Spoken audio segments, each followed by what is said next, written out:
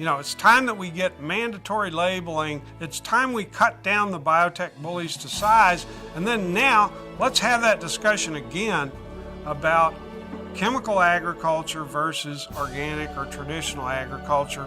The overwhelming majority of the public want us to produce food and to raise animals in the natural, healthy, humane way, in a way that doesn't destroy the environment, public health, and the climate. And we're going to get to that point, but it's going to require, as I often put it, the food fight of our lives.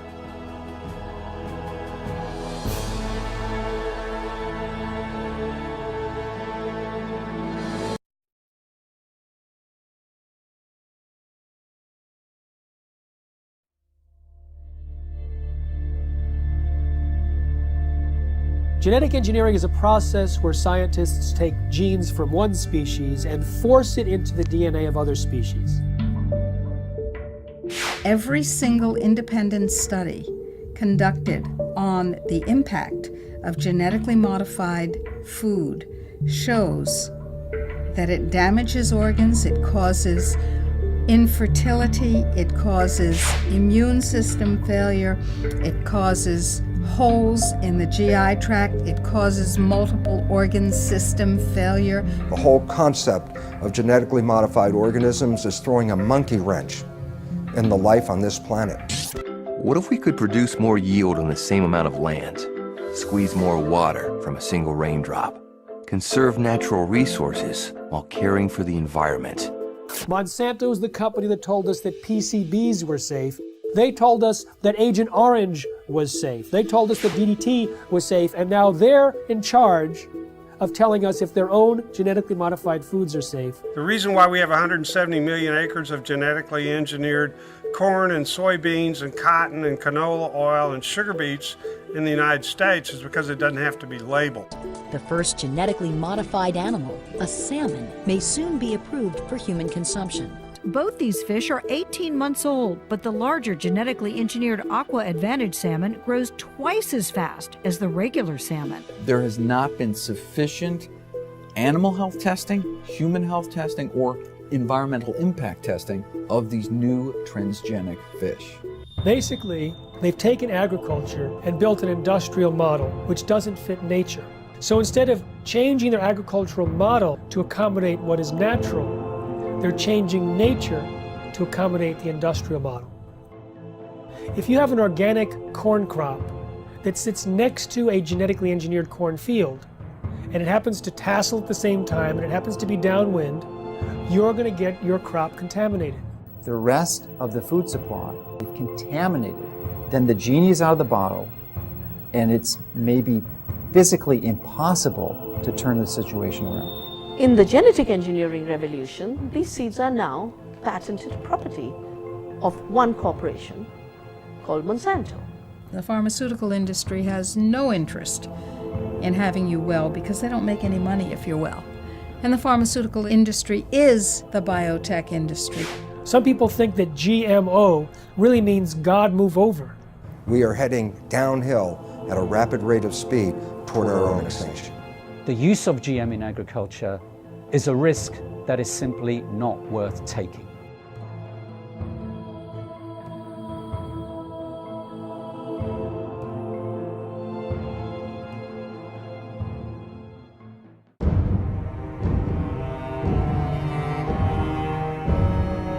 Any scientist that looks into the research or the lack of research on the safety of genetically engineered food comes to the conclusion that these foods should not be on the market. They need another decade or two of research.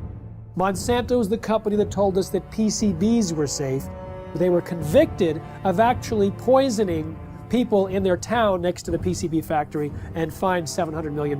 They told us that Agent Orange was safe. They told us that DDT was safe, and now they're in charge of telling us if their own genetically modified foods are safe. Because the FDA doesn't require a single safety study, they leave it to Monsanto.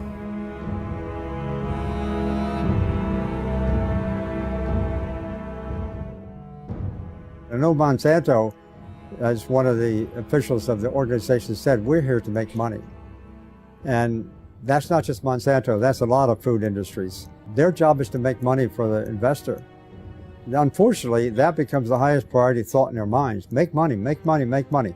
They're not actually making products to make health, they're making money. And so they tend to overlook the health consequences. I think that is a ridiculous sort of approach to the problem. There should be some responsibility being assumed by the producer that when they're producing food, they have a reasonably good assurance that it's a good quality product. That should be the highest priority thing. And then if they can make money with that, fine and dandy. But unfortunately, it's usually the other way around. People in this sort of business are looking for opportunities to make money first priority.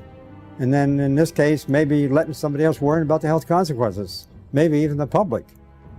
And I think we have it upside down. That is simply upside down. Why did the FDA abdicate their responsibility to protect us? The White House had instructed the FDA to promote biotechnology under the first Bush administration. And so the FDA created a new position for Michael Taylor, Monsanto's former attorney.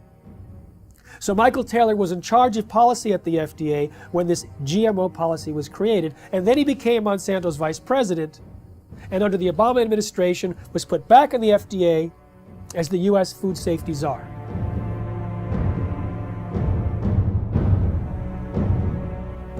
In reality, the overwhelming consensus among the scientists at the FDA were not only that GMOs were different, but that they were inherently dangerous, that they might create allergies, toxins, new diseases, and nutritional problems. They had urged their superiors to require long-term study, and when they saw drafts of the policy coming back to them, they were angry and urged their political appointees to change course. But Michael Taylor and the political appointees ignored the science, ignored the scientists, denied the existence of their concerns, and set forth a policy that allowed GMOs to be put on the market in a way that creates unprecedented risk for human beings and the environment. The FDA is composed of smart people, but they're smart people with a conflict of interest. They're smart people who make their decisions based on what will support their financial needs or their academic needs, not what makes scientific sense. What you can do with GMOs is basically engineer food in ways that make it most profitable from the company's perspective. But from the company's perspective, whatever negative aspects of that might exist are simply irrelevant. And more than being irrelevant, the company is motivated to try to suppress knowledge about those negative aspects. The company is motivated to try to suppress government attempts to regulate in relation to those negative aspects. The company is motivated to try to infiltrate government and lobby government. I mean, when you look at the Clinton administration, Bush Sr., Bush Jr., and Obama, you look at various high-ranking positions in the administrations of all of those presidents, you find people who have worked for Monsanto. Most people don't realize that Monsanto has been around for about a century. They've acquired lots of resources, and they are very clever and sophisticated. They know how the game works. They understand lobbying. They understand bribery. They have been effective at essentially stacking the political structure, the federal regulatory agencies in their favor, to the point that it's almost physically impossible to pass any type of federal regulations or legislation, because the people who make those choices have been in the revolving door of Monsanto. They either previously worked for them or they're paid consultants for them. The governments now, wherever they are dependent on corporations. Who are these governments? Who are these companies? Corporations.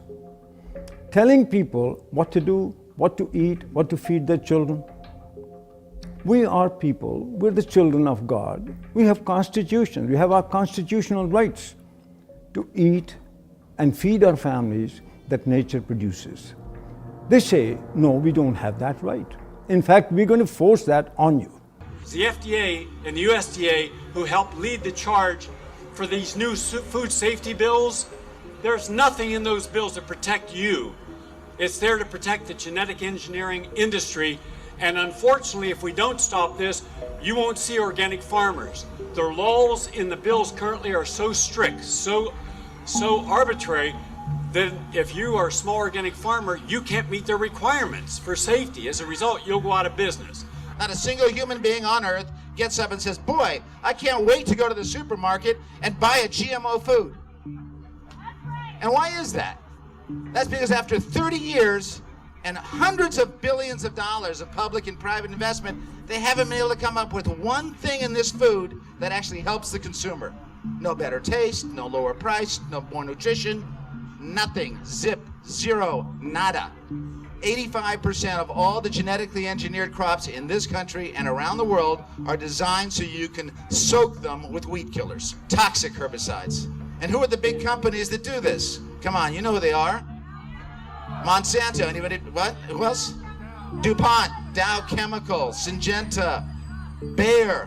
What kind of companies are these? Chemical companies.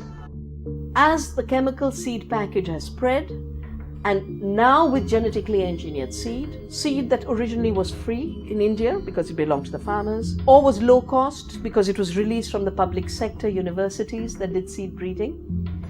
In the genetic engineering revolution, these seeds are now patented property of one corporation called Monsanto.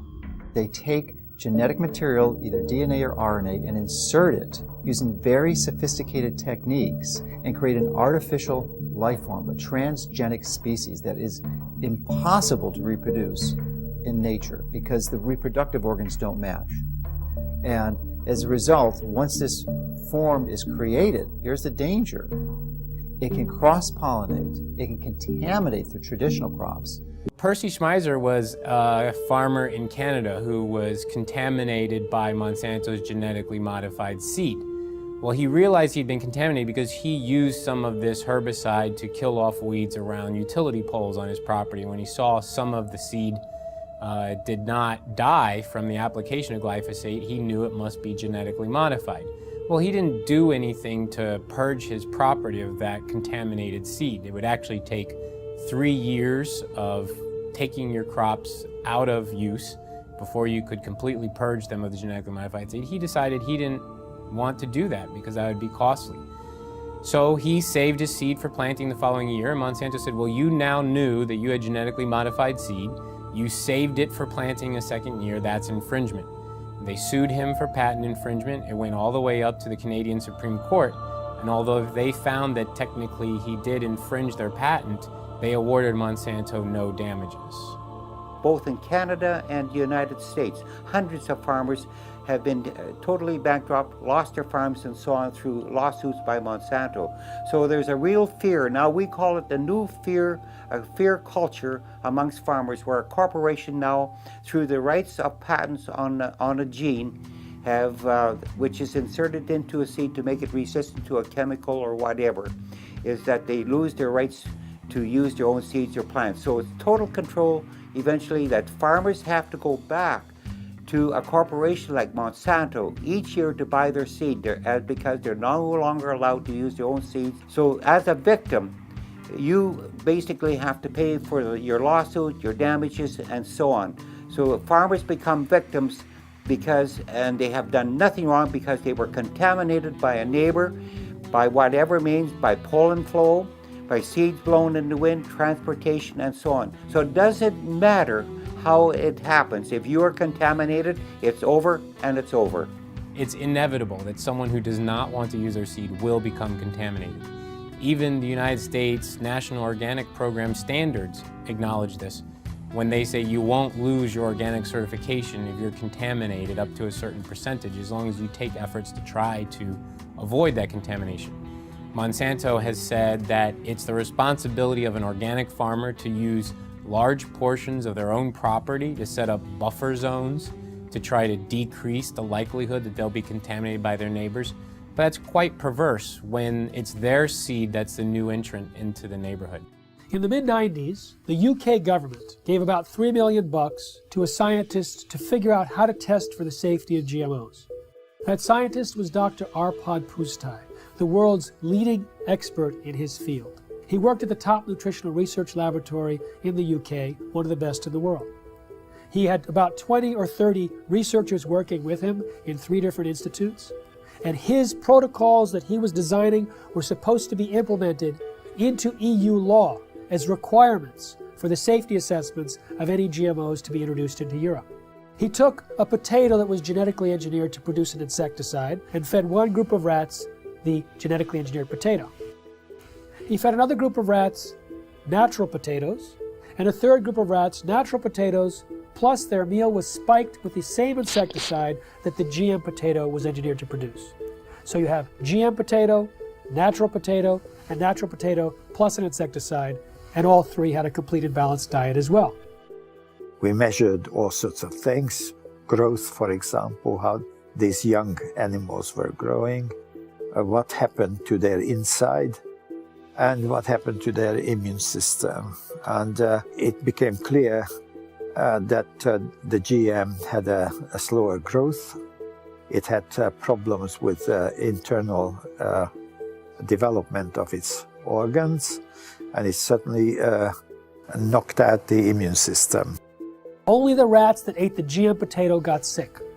They had potentially precancerous cell growth in their digestive tract, smaller brains, livers, and testicles, partial atrophy of the liver, damaged immune system in 10 days. What was the cause of that damage? It was not the insecticide, because the group eating the insecticide did not have the problem. It was understood that it was the process of genetic engineering itself and the unpredicted side effects that caused this profound damage to every system and organ studied.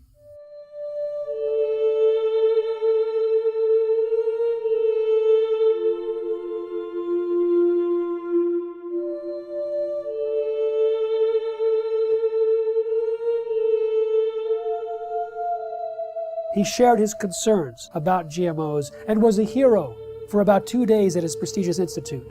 The press was going wild. Here was a main scientist who was saying that we should not treat the people as guinea pigs, and that he personally wouldn't eat GMOs from what he understood.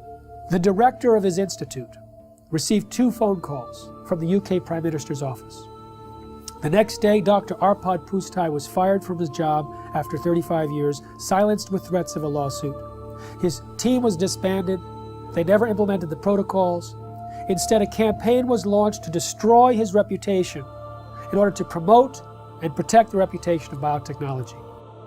We do have all the methods available for testing the safety of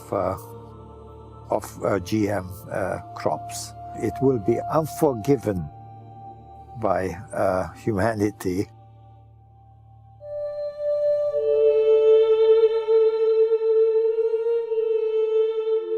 Monsanto's scientists found bacteria growing in a chemical waste dump near their factory in the presence of Roundup herbicide.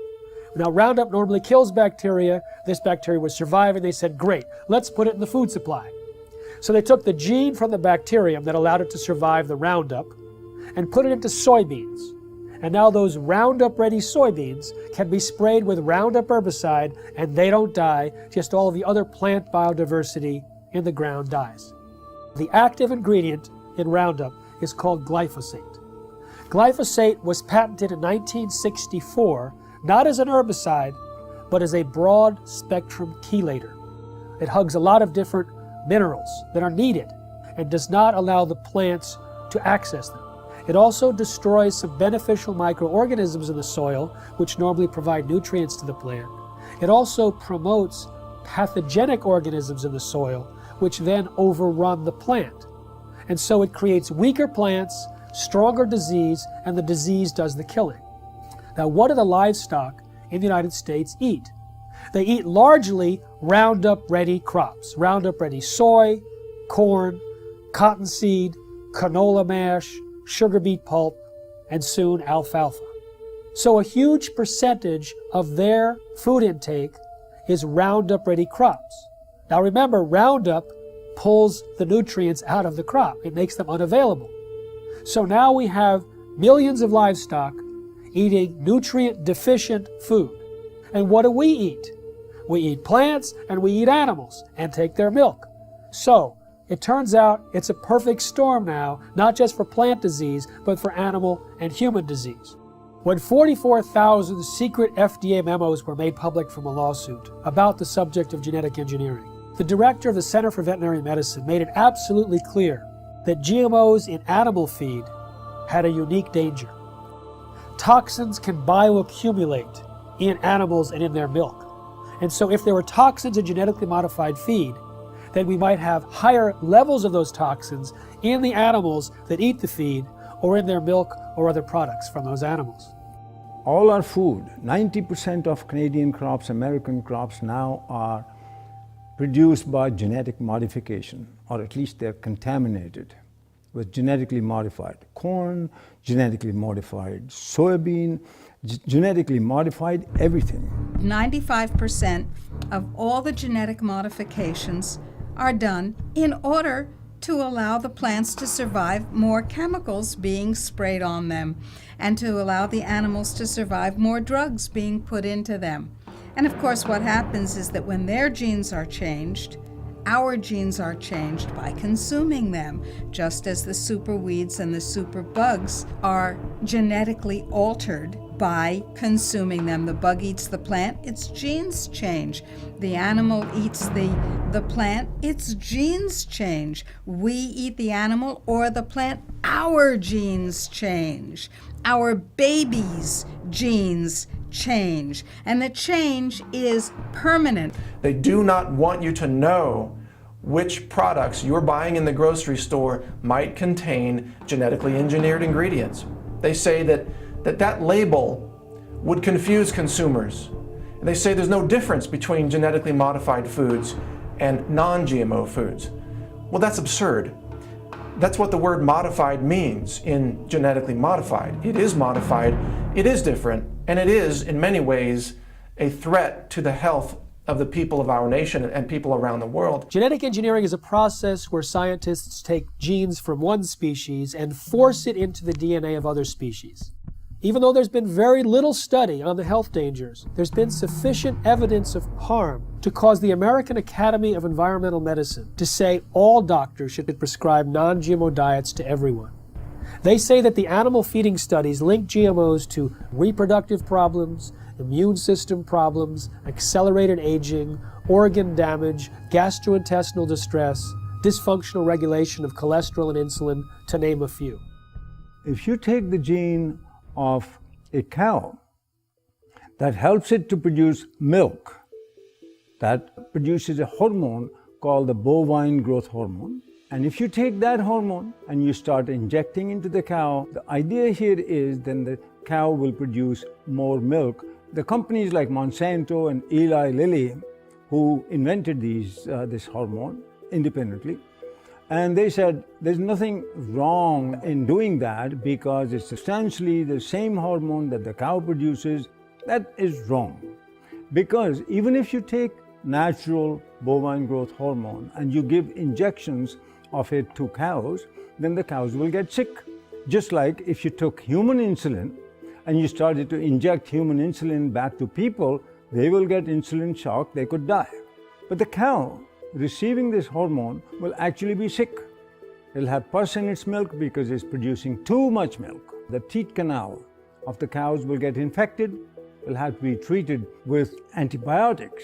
When the Canadians were evaluating bovine growth hormone, the senior scientists there testified before the Senate that Monsanto had offered them a bribe of $1 to $2 million to approve RBGH without further study. They say documents were stolen from a locked file cabinet in the government's office, that they were being pressured to approve the drug which they thought was of questionable safety. What we have is rigged research, hijacked regulatory agencies where many people at the agency, at the FDA, that was approving this bovine growth hormone were from Monsanto. Monsanto's former attorney, 2 former researchers. In fact, Richard Burroughs, who was an independent veterinarian working at the FDA, he was fired. He was told he was slowing up the approval process. Well, he sued and was reinstated back at the FDA, but during the trial, his boss admitted that the whole thing was a setup to get him out. He was in the way of the approval of bovine growth hormone. In the U.S., there's evidence that articles have been published that scientists who do any research on that possibly could show negative results of genetically engineered crops are harassed. They are denied funds. The universities that depend on industry money are pressured to not allow this or to discourage this kind of research. Monsanto's own research shows that when rats were fed this Bt corn, they had signs of toxicity in the liver and kidneys. When genetically modified soybeans were fed to rodents, we've seen changes in the testicles changing from pink to blue, changes in the sperm cells, changes in the uterus and ovaries, in the DNA functioning of the embryo offspring. In 2001, a small California biotech company called Epicite patented a gene which causes both men and women who eat it in the form of any product to produce antibodies to sperm. If the men eat the Epicite gene, they produce antibodies to their own sperm, rendering them irreversibly sterile. If women eat the Epicite gene, when they have intercourse, their bodies produce antibodies to the sperm that has been deposited, and they become infertile through the destruction of the sperm. Now, DuPont and Monsanto formed a joint venture, purchased the Epicite firm, and, quote, commercialized the Epicite gene.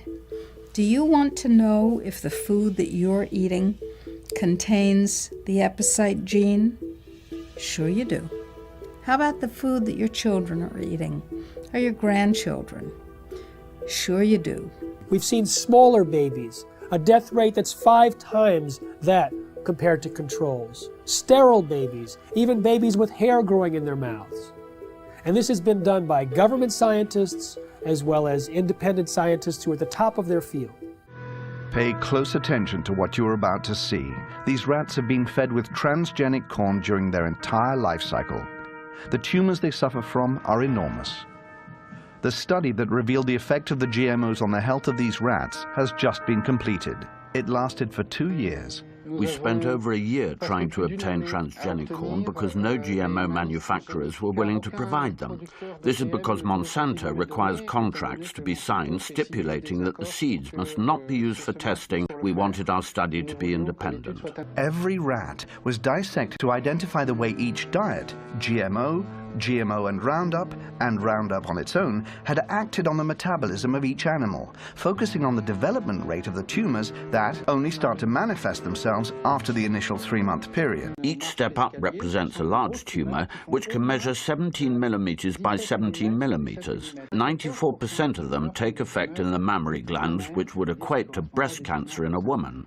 We are faced with renal tumors for the males. Some males also suffer from mammary tumors. One could have thought that the main cause of death was coming from the pesticide added to the corn. But what the study highlighted, and this for the first time ever, is the fact that the transgenesis itself could have killed the rats. What this means is that just by interfering with the genome of the plant in order to modify it, we are faced with repercussions that no one could have anticipated. This is enough to make us reconsider all the scientific precepts that led to the creation of GMOs. We realized that GMOs without any Roundup residue were responsible for an increase in the death rate of females and of some males. This is the GMO that is being eaten by the Americans, but also the GMO that has been approved for importation by European agencies, and that contaminates our food. When they allow animals to graze on the cotton plants after harvest in India, for years and years there was no problem. When they introduced this Bt toxin-producing cotton, thousands of sheep died, buffalo died, goats died. I've interviewed the people myself, seen pictures of their dead animals. These animals were successfully grazing on non-Bt cotton plants for years. In one case, 13 buffalo grazed on Bt cotton plants for a single day, and within 3 days they were all dead. Unfortunately, there's not sufficient follow-up One small non-governmental organization pleaded with the government in India, please do some research on these animals. The government refused. They pleaded with universities offering to pay for the research themselves. They refused. So this small NGO did their own research. They put 3 sheep in one field with BT cotton Bolgard 1, 3 with Bolgard 2, and 3 with non-GM cotton. Within a month, all 6 sheep eating the BT cotton plants died. But 3 eating the non-BT cotton plants had no symptoms. But their research was dismissed because it wasn't a government agency or a university. So we have a situation where the evidence is there, but it's not being paid attention to because it's being drowned out by the big bucks and the biotech industry with their tobacco-type science and their distortion and denial of the facts.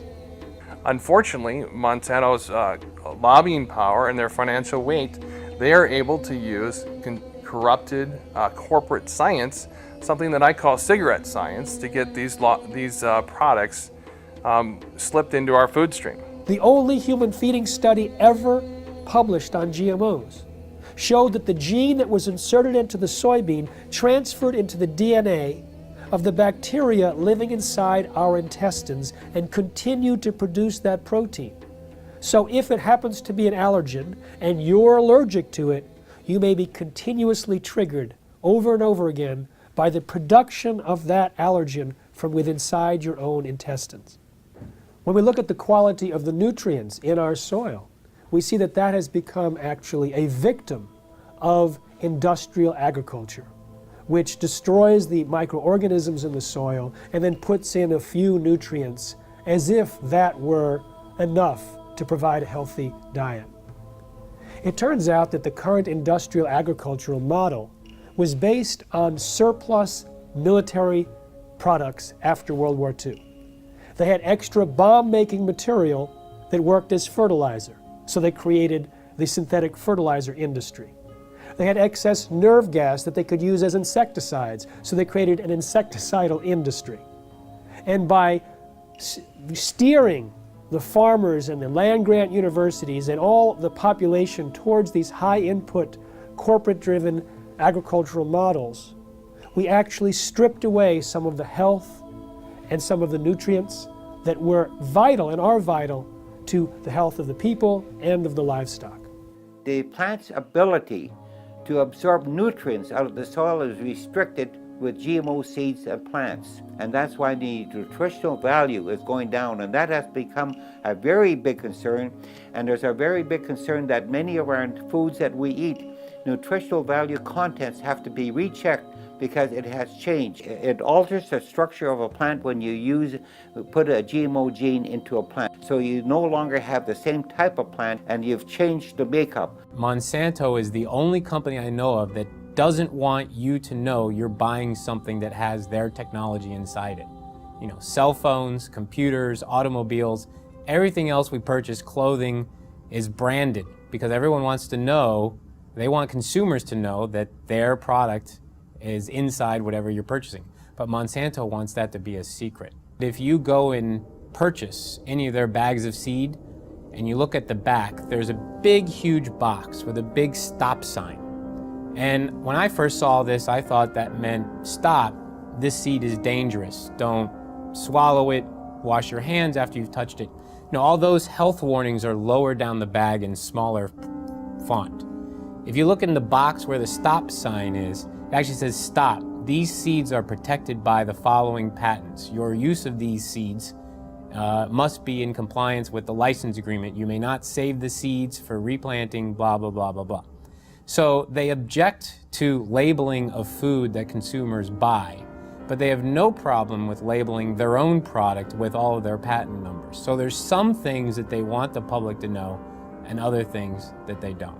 Traditionally, the proponents of genetic engineering have stated that there's relatively no risk or essentially no difference between genetically engineered plants and products and conventionally raised products. Well, new studies dispute this quite widely. There was a study done last year in the Journal of Reproductive Toxicology that showed that over 93% of genetically engineered toxins were found in the blood of pregnant women and 80% in the fetuses. So this potent crop toxin is being transferred into the population. Genetically modified soybeans has as much as 7 times the amount of a known allergen compared to non-GM when the two are cooked. With corn, there's a gene that's normally shut off in corn, but it's switched on accidentally in Monsanto's corn, and that gene produces a known allergen. There's also more herbicides used on these genetically modified herbicide-tolerant crops like Roundup Ready soy, and the excessive herbicides might promote allergic-type reactions.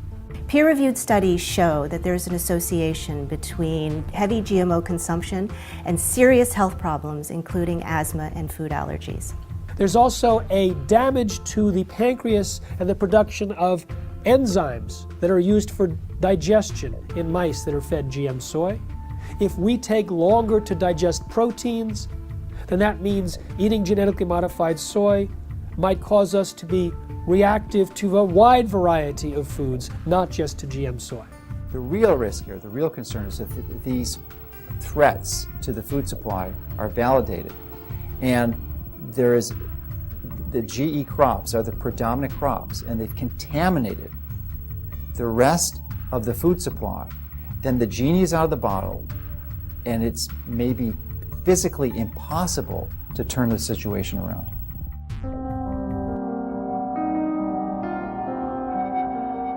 There has been no long-term research on the concept or consequences of what this genetic modification does, not just to us, but to the environment. And right now, from all the research that's showing up, it says this has a very negative and profound effect on destroying the environment in which we live. So therefore, I find it senseless that the government would support and condone genetically modified foods without even having the basic research to understand the liabilities involved in creating these monster organisms and putting them into our world. The conversation in Europe and in countries in South America and in Asia is much more sophisticated in terms of its understanding of science, the importance of independent peer-reviewed science that isn't contaminated or corrupted by corporate influence. Here in the United States, you know, the birthplace, the bedrock of the free market system and democracy, we are having our rights corrupted by corporate influence. The major impact that Monsanto has, their ability to get their products approved with minimal scientific oversight and minimal review of these products for human health testing is really an abomination. The entire scientific foundation underneath genetically modified organisms is false because organisms are not genetically determined. And when we understand that, we recognize that the only way to create crops that will benefit humanity is to understand nature herself and learn to live in harmony with it. And this is a completely different approach than humans have had for the last couple hundred years, where we always thought, oh, humans' job was to control and dominate nature. In that process, we are now leading the world into the 6th mass extinction of life on this planet. 5 times in the history of this planet, life essentially got wiped out and started all over again. The 5 previous mass extinctions are attributed to things like comets or asteroids hitting the Earth and destroying the environment. We are now deep into the 6th mass extinction of life on this planet. We are losing species of organisms faster than even in the previous 5 mass extinctions. But the source of the problem is much closer to home than a comet or an asteroid. Science has recognized that it's human behavior that is undermining the web of life. Rather than trying to control nature, our mission is actually how to learn to live in harmony with nature. The FDA, which treats the American people as slaves, knows that if people knew the truth about how healing their foods can be and how dangerous the processed foods really are with all their chemical contaminants and their genetic modification, if people knew the truth, they would demand food freedom. They would demand access to healing herbal therapies and healing dietary supplements. They would demand that the FDA back down from its intimidation campaigns that have been leveled against producers of dietary supplements and herbal remedies and raw dairy products and so on. The people would demand that if they knew, and that is why they are kept ignorant under this campaign of disinformation currently being waged by the FDA. I've been vigorous in my opposition of these strategies that these large corporations use to use their influence for their benefit. And as a result of my positions, I'm frequently criticized by their own local networks, the skeptic networks and such. And they're also their ability, because they are so politically connected, to use the federal regulatory agencies to come after me personally, to file claims against, or statements against my company, and also to criticize me such that it can be viewed in most of the traditional media to skew the information, the truth of what we're saying. They twist the tables. It looks like we're the bad guys when actually nothing could be further from the truth. We're just seeking to help people understand what the true reality here is, and give them the tools to make that distinction and give them the right to know. In the early 2000s, Monsanto and the biotech industry vilified a scientist for his linking of Bt corn to a decrease in monarch populations. 2 years ago, another research paper came out confirming that yes, Monsanto's Bt corn and their Bt cotton products were actually reducing the habitat of monarch butterflies. Monarch butterflies are the canary in the coal mine on the prairies in the Midwest. Of the major impacts, the negative environmental impacts that these products are having. The large-scale cultivation of GMO crops can harm biodiversity in a number of different ways. One is that in the case where the crop is engineered to be tolerant to a herbicide, such as Roundup or glufosinate, then the application of high doses of these weed killers destroys the weeds upon which other organisms normally would be consuming. So the insect population is reduced, and then there isn't the insect population upon which the birds are also consuming. So there could be a knock-on effect on the biodiversity within the fields where herbicide-tolerant crops are being grown. And indeed, large-scale field trials sponsored by the UK government several years ago now did indeed find that in fields that were growing herbicide-tolerant sugar beet and canola, that the biodiversity in these fields was markedly reduced. There's a lot of information now on bee colony collapse, and it's now linked to certain of the chemicals that are sold by certain of the major companies. So there's a lot of concern now about the bees dying, because now we'll lose a major insect that pollinates our plants, and so that also has become a big concern. But it's all related. It all goes back to the massive increase of new types of more powerful chemicals, more toxic chemicals than we ever had before. And that's why we have many of our beneficial insects are being killed by these new types of chemicals. GM carries novel health and environmental risks, which we are now beginning to measure, both in terms of environmental impact and also outcomes in feeding trials, controlled feeding trials in animals. Then I feel that the use of GM in agriculture is a risk that is simply not worth taking. GM doesn't address root causes of problems in agriculture. At best, it is a symptomatic cover-up. No genetically modified crop can grow unless it's attached to some kind of a pesticide. Those pesticides, more and more, are in these plants. They may have killed the weeds, they may have killed the insects, but the product is still on the plants. And if it's washed off, then it's in the water, it gets into the lakes, it gets into the oceans, it's everywhere. And it's toxic, it causes cancer, it also causes endocrine disruption. That's a technical term for change of hormones. They don't even want to label that this is genetically modified. The milk is genetically modified, or the crop is genetically modified. They say, if we label that, we won't be able to sell it because people won't buy it. Of course, people won't buy it because people don't want it. We have thousands of different varieties of any given food crop you can mention. And by simply dipping in to this already existing reservoir of varieties of crops, resurrecting old crop varieties which have been displaced, could readily meet our food needs without having to resort to the risky procedures associated with GM. What is an herbicide-resistant crop? It's a crop that you can spray the hell out of it with a toxic chemical and it won't die. It kills everything except that particular crop. And so you have the ability not only to sell the seeds to the farmer, you're going to sell them the companion pesticide.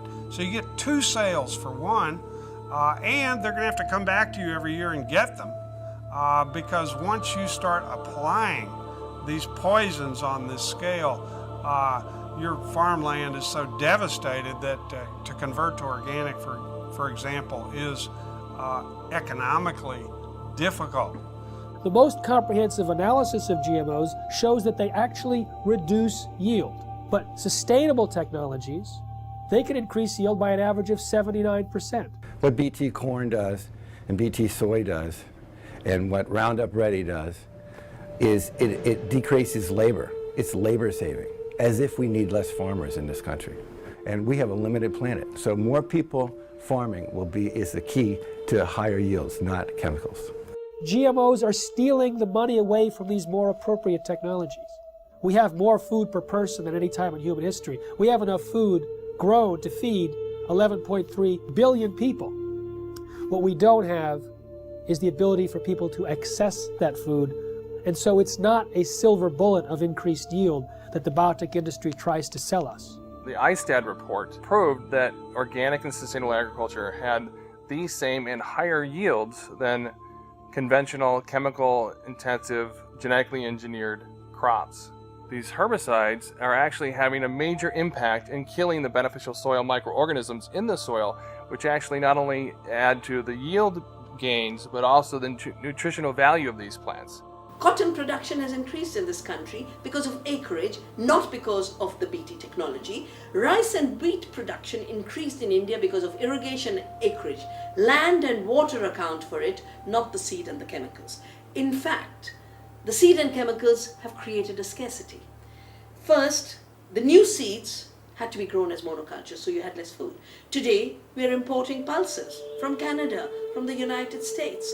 Very vital to a vegetarian diet. We're not growing pulses because our monocultures have no place for pulses. Pulses give you free protein. Pulses give you free nitrogen fixing. All of that was wiped out. Oilseeds, farm trees, agroforestry. The water use of this so-called Green Revolution was 10 times more compared to equivalent farming systems. One huge problem with the GMOs is that they have completely blown out conventional breeding in our land-grant colleges. And we only in this country have 10% of the vegetable seeds that were available to our forebears 100 years ago. Our seed stock is going down the toilet, and we can't even use our land-grant colleges to breed in a standard way because there's no money for it. And that is a huge, huge, huge threat to the future of agriculture, to lose the skill of breeding standard, which is in fact what all that food you see on your grocery shelves, all those vegetables came from thousands of years of farmers sharing their seeds. As a result of the loss of beneficial soil microorganisms, not only have the yields gone down, but there has been a dramatic increase in the rise of crop diseases, which are infecting corn and soybeans in the U.S. We're sacrificing, our soil just because it's an easier way to farm, and trying to convince ourselves it's more economical, but it's not. I'm seeing neighbors' fields who've been doing this stuff for 15 plus years. They can't get rid of a lot of weeds now. These weeds are getting resistant to the glyphosate herbicide, so farmers are upping rates, more herbicide. But then all of a sudden that's not doing it anymore, so you have to switch herbicides. So now the soil is just more and more and more full of poison. So there's going to be more sickness in that field. It's going to be more susceptible to diseases, insects. It won't make it through drought periods as long. The same crops side by side, right across from each other. The natural plants are going to make more over time. And you have a soil that you continue to poison, nature's going to win. In 2006, Cornell University released a study on soil degradation that stated by the year 2050 that 30% of the land that's already cultivated will be unfarmable. Now, the thing about Roundup and glyphosate is that it stays in the soil for months or years, and it continues to cause the reduction of available nutrients and the promotion of these diseases. And so people like Dr. Don Huber from Purdue University, have identified more than 40 plant diseases that are on the rise in the U.S. because of the overuse of Roundup and other glyphosate-based herbicides. Now, it pulls these nutrients out of the food supply for months or years. According to Reuters, in 2007, there was about 184 million pounds of glyphosate herbicide used in the United States. Now, that's one of many, many years, hundreds of millions of pounds, which means hundreds of millions of pounds of nutrients have been tied up and taken out of the food supply. When we have a company like Monsanto that says, I don't care what nature says, I'll create the crops that I want, and we look at what happens, we see another step, another process in our own demise. This is a very powerful enemy, a classic David versus Goliath challenge. And there's the only way we have any approach, any possibility of ever winning this thing is if we work together as a cohesive group. The whole concept of genetically modified organisms is throwing a monkey wrench in the life on this planet. And until we change that, we are heading downhill at a rapid rate of speed toward our own extinction.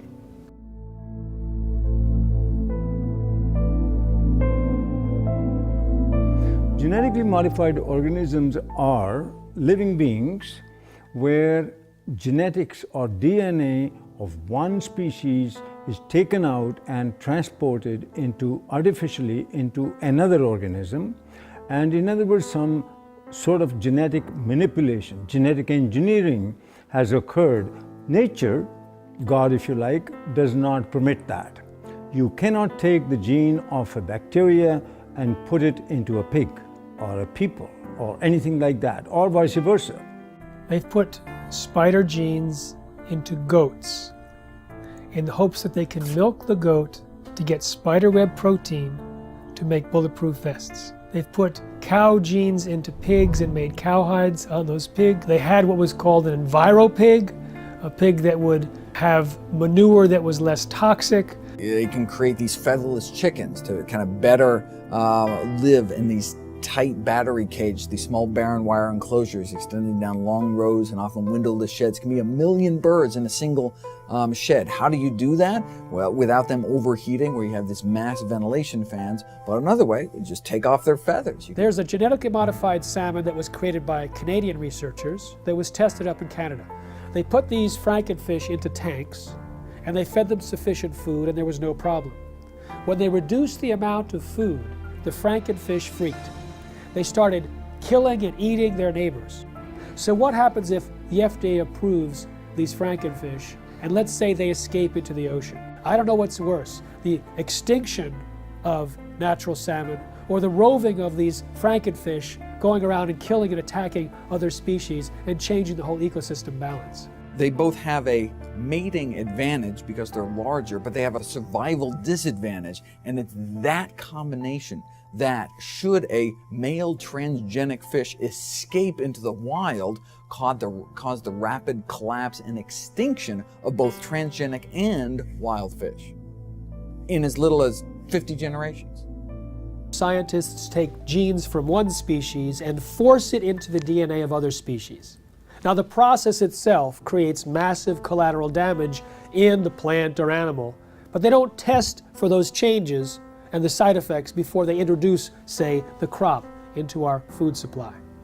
DNA is the inherited material of life, and it is where genes are structured. So we inherit half of our DNA from our mothers and half of our DNA from our fathers. And within the DNA are the genes that encode for all the structures of the body. So the DNA is like a blueprint. Just like an architect has a blueprint for a building, the DNA is the blueprint for all the structures of the body. So when a gene is switched on to function, the information within that gene is being used to manufacture a protein. And that protein then builds the structure of the body. And then proteins in the form of enzymes carry out all of the chemical reactions of the body that constitute the living organism. When the GM gene is introduced into the plant, the genetic engineer has no control over where the GM gene integrates or splices into the DNA of the plant. And the effect of this is that the GM transformation process as a whole actually is very disruptive on the DNA structure and function of the organism. As a result, very unpredictable and potentially hazardous outcomes. Because if you disturb the balance of gene function, remember the gene function is controlling the structure and the biochemistry of the organism. If you disrupt the balance of gene function, you disrupt the biochemistry. And if you disrupt the biochemistry, you run the risks of creating novel toxins, novel allergies, as well as a disturbance to nutritional value. These types of outcomes resulting from the disruptive effect of the GM transformation process have been observed, are observable, and they're genuine. With our understanding of epigenetics, the new science of how environmental signals control our genes, we're introduced into the chemistry of where do the signals come from that select the genes and modify our genetic activity. Well, we used to say everything was due to the genes, but now we find there's a class of molecules called microRNA. They're very small RNA molecules, and they're found in all the cells. And these microRNA molecules are molecules that adjust the reading of our genes. And well, a new understanding has been found about the microRNA molecules. And when we eat food, the microRNA from the food is picked up by the digestive system and not broken down. The microRNA is taken into our own body intact. And now what they followed is the microRNA from food ends up in our own cells, like in our liver and other cells in our body. And these microRNAs still have the same function. They change our genetics and they change our readout of our genome.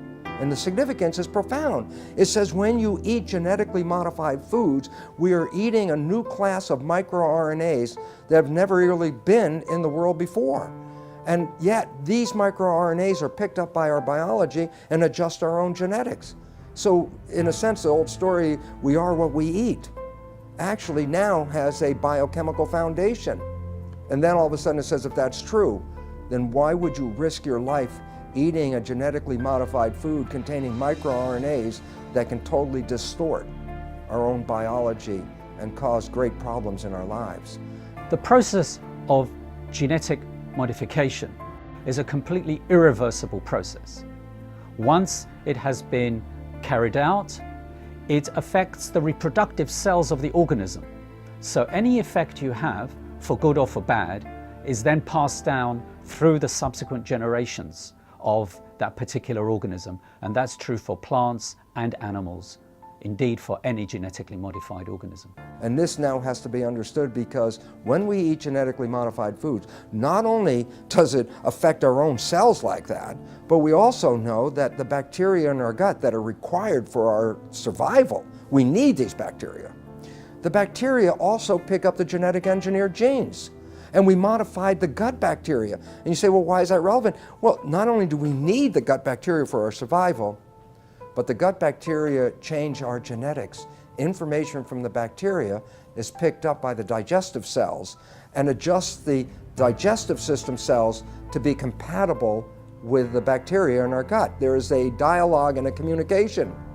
If you alter the genetics of the gut bacteria, by definition, you've completely altered the development and genetics of our own cells. Way back in the 70s, they developed this grand vision of being able to splice in high yield and drought resistance and all sorts of, pest resistance, and they dreamt of patenting those genes and having proprietary ownership of these genes. And during the 80s, that indeed came about from a number of court decisions. They believed they could make billions of dollars from these proprietary gene transfers to make food do certain things or crops do certain things. When the evidence came out that there were fundamental flaws in the genetics, they just did not want to know. They didn't want to do the research into these issues of food safety, and they went ahead with their development, yet they weren't doing the basic research. You see, GMOs are the product of an infant science. And now we are feeding that product to the entire population. And it's known to create unpredicted side effects, and no one is testing to see if the rise in all these diseases since GMOs were introduced in the mid-90s is caused or promoted by these GMOs. If Monsanto's patent on a gene, if that patented gene gets into any, and I'll use the term, higher life form. So what does that mean? Birds, bees, animals. And the question I have to ask, what about human life? If Monsanto's patent gene gets into you, gets into me, does that say they own me? Do they own you? These are all questions that that the courts and our governments will have to address. How far does the patents on genes on life go? There have been over 140 lawsuits filed by Monsanto against farmers, including against those farmers who wanted nothing to do with Monsanto's genetically modified seed. When you ask Monsanto whether genetically modified seed is natural, they have two answers, yes and no. And it depends on which side of Washington, D.C. they're talking. If they're at the FDA or the USDA, they say genetically modified seed is absolutely no different than natural food. It doesn't need to be tested, doesn't need to be labeled. The public doesn't need to know if their food's been genetically modified because it's no different. Then when they're on the other side of Washington, D.C. at the patent office, and the patent office is saying, well, you don't deserve a patent because your seed is no different than natural food. They say, oh no, it's not. It's completely different. We've invented something brand new. It's radically different, and it's so inventive we deserve not just one patent, we deserve entire portfolios of dozens and dozens of patents. Because the United States was the only country in the world, still is, that allowed genetically modified organisms or any organisms to be patented. Up until then, living organisms or their products could not be patented. So the patent for insulin, genetically modified insulin produced in the E. coli bacteria, was given to Eli Lilly. Monsanto got it for RBGH, the bovine growth hormone. I have a book called Corrupt to the Core. In that book, I describe, by quoting from a published speech by a Monsanto executive, saying how they're going to control the whole world. Not just by genetic modification, but they're going to take charge of the whole world by influencing the White House, the Whitehall, the French Parliament, and Canadian Parliament, and the Japanese Parliament. This is published information, how they're going to control the whole world.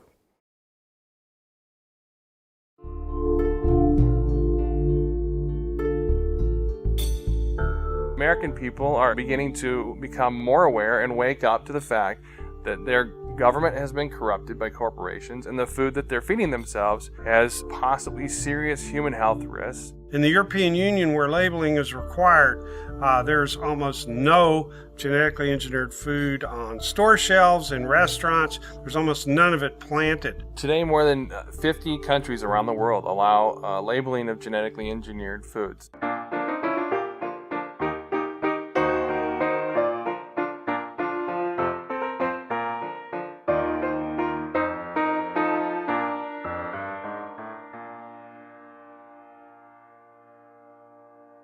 The FDA has received over 1 million comments from citizens demanding labeling of GMOs.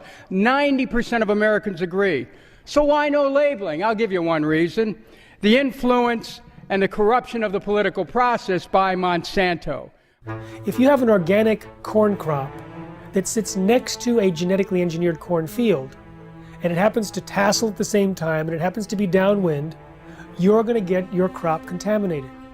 In fact, even the seed stocks are becoming contaminated. I should have the right to be a conventional farmer. You should have the right to be an organic farmer if you're right.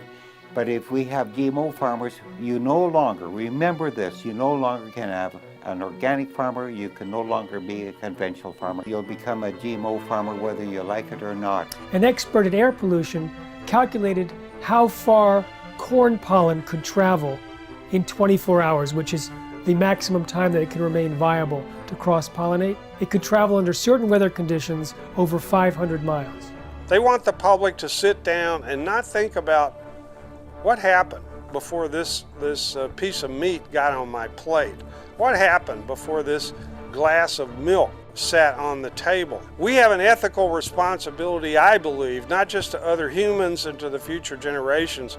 We have an ethical responsibility to all living creatures. We have increasing numbers of retarded and autistic and genetically damaged people among us. We have increasing numbers of lethal allergies and potentially lethal allergies that coincide with the introduction of genetically modified food. We have increasing amounts of autoimmune problems.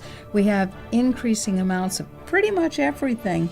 The pharmaceutical industry has no interest in having you well because they don't make any money if you're well. And the pharmaceutical industry is the biotech industry, and it is the agrochemical industry. Thousands of doctors are now prescribing non-GMO diets to every patient. In fact, the American Academy of Environmental Medicine urges all doctors to do so. They evaluated the animal feeding studies and said that there's a causal relationship between GM feed and disorders. And they urged the government to put a moratorium in place on GMOs, and of course, therefore labeling. My God, we are the sickest of the major countries in the world, and we're also becoming the dumbest of the major countries in the world. And the significance about that is, what a coincidence. This is the motivation of a government, and this is exactly where we are. A country like the United States has 20% of its GDP spent on healthcare costs, on trying to cure chronic disease. We're giving vaccines in children. We're giving all these other drugs, bad food, pesticides, hormones, everything getting into the system in animals and people. This is going to drive countries bankrupt. We're talking about people whose lives are either terminated through preventable diseases which were not prevented, through the toxification of their bodies by toxic food. Total population of the world is about 7 billion now. They're saying by 2050, the population will grow to approximately 9 billion. And these companies and the governments all over the world are saying the amount of food in the world will have to be increased to twice the amount. Biotech industry is promising to feed the world with crops that'll have higher yields, even though it's not the amount of food right now that's the critical issue, it's access to the food. And access to the food is largely an economic issue. There's no shortage of food. This is purely due to corruption, because corrupt people in power won't let poor people have their share. Now, since GMOs were introduced, there has been a dramatic increase in infertility in the United States. But there's significant evidence both in laboratory animal feeding studies as well as livestock experience to point a finger at Roundup-ready crops as a potential cause. The newest information of a study just published a week ago shows that these toxins in the food have actually been associated with an increased intensity of obesity, and this is found in salmon and rats.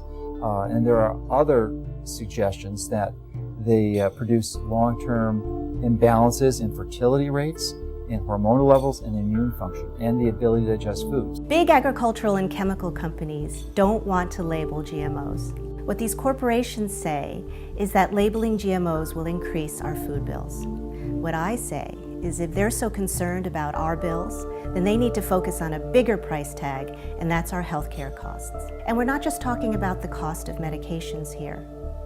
How about the cost of missed work and lost productivity when parents have to rush their child to the emergency room or to a doctor's office?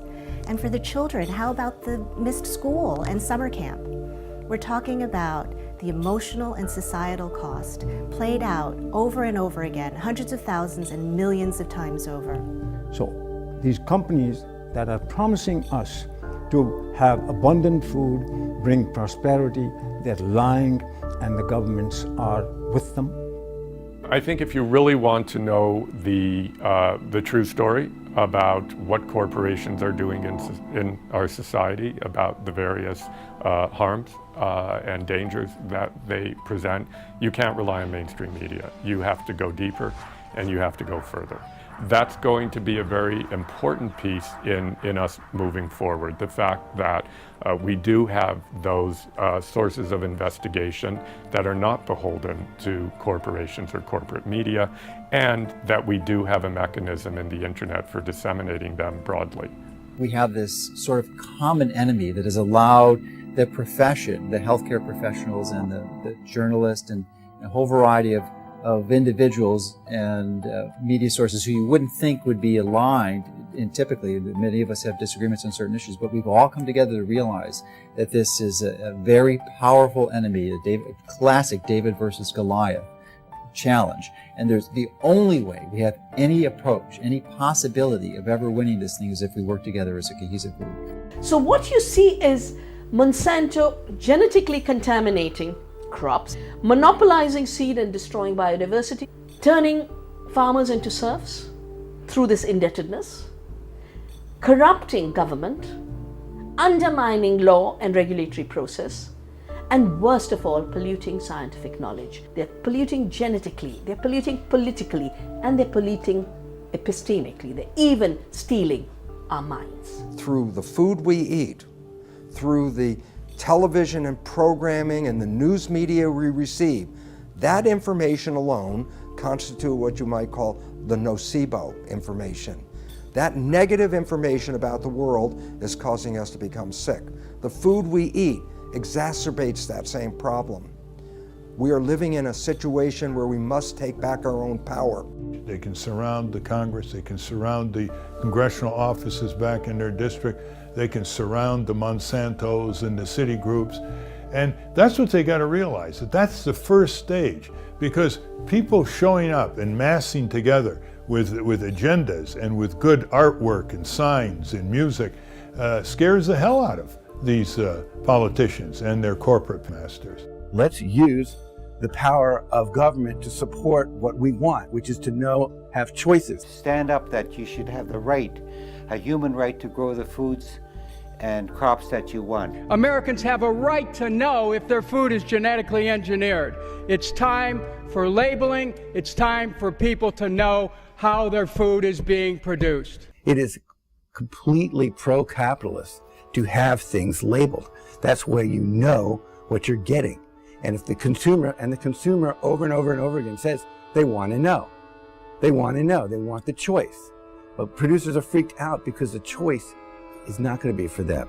We have to start now and not let more contamination exist and more danger to human health and the environment to the massive use of chemicals. So by stopping GMOs and eradicating GMOs, you'd also then stop less chemical use and more danger to the environment. And all of us are very concerned about human health and the environment.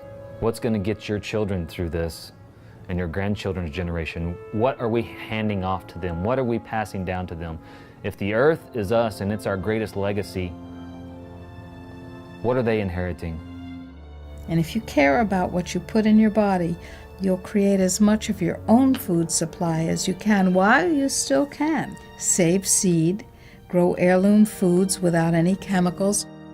I mean, there's dozens, if not hundreds, of of methods and ways that we can go about correcting this and preventing this, but we have to start making those changes now. It's very important to be an organic farmer for the future of our children and our grandchildren and even ourselves in the food that we eat. Don't give up your rights, our human rights to this. If what's important to you is what goes into your body and what your health is now and will be, then you have to become activated.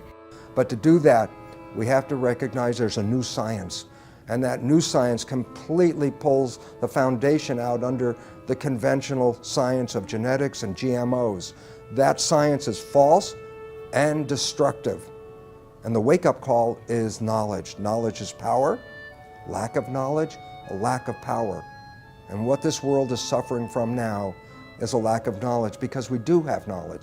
We have knowledge that says how we can thrive, live to a ripe old age of over 100 very easily, and enjoy the experience of being on this beautiful planet. In most Native American cultures, their beliefs or their concepts were based on, will this last for 7 generations?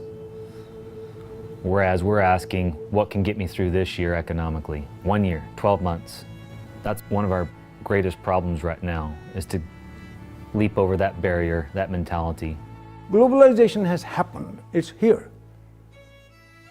But its effects have to be reversed. Globalization in a good way, where people learn about each other, people learn about each other's religions, to tolerate each other's spirituality, work together, work in nature, work with God. Because it's time for us to re-empower our lives. For 10,000 years, humans grew crops without chemicals. You know, it's time that we get mandatory labeling. It's time we cut down the biotech bullies to size. And then now, let's have that discussion again about chemical agriculture versus organic or traditional agriculture. The overwhelming majority of the public want us to produce food and to raise animals in the natural, healthy, humane way, in a way that doesn't destroy the environment, public health, and the climate. And we're going to get to that point, but it's going to require, as I often put it, the food fight of our lives.